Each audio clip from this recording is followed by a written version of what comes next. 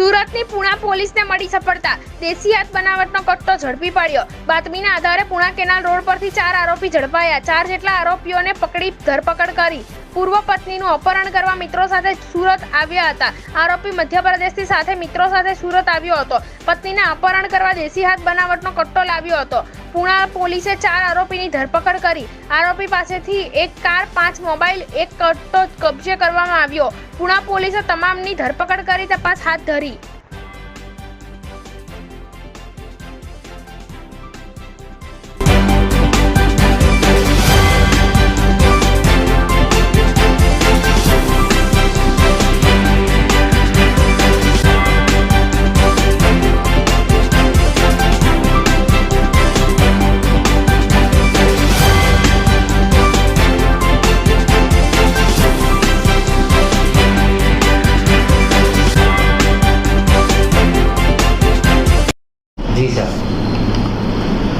સુરત શહેરના Puna police station વિસ્તારમાં Puna PI તથા તેમની સર્વેલન્સ ટીમને એક આર્મ્સ એક્ટનો ગુનો શોધવામાં સફળતા પ્રાપ્ત થયેલ છે।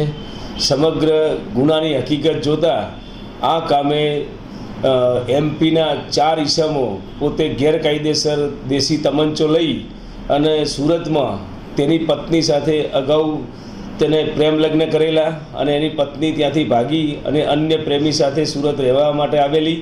તો આ પત્નીને અપહરણ કરવાના ઈરાદાથી આ 4 ઈસમો ગેરકાયદેસર તમંચો લઈ અને સુરતના પુણા પોલીસ સ્ટેશનના રેશમા રો હાઉસ પાસેથી પસાર થતા હોય પુણા પોલીસ સ્ટેશનને આ બાબતે બાતમી હકીકત મળતા તેઓએ આ 4 ઈસમોને ગેરકાયદેસર રિવોલ્વર સાથે તેમજ 5 મોબાઈલ અને અર્ટિગા ગાડી એમ કુલ 10,30,500ના મુદ્દામાલ સાથે ઝડપી પાડેલ છે।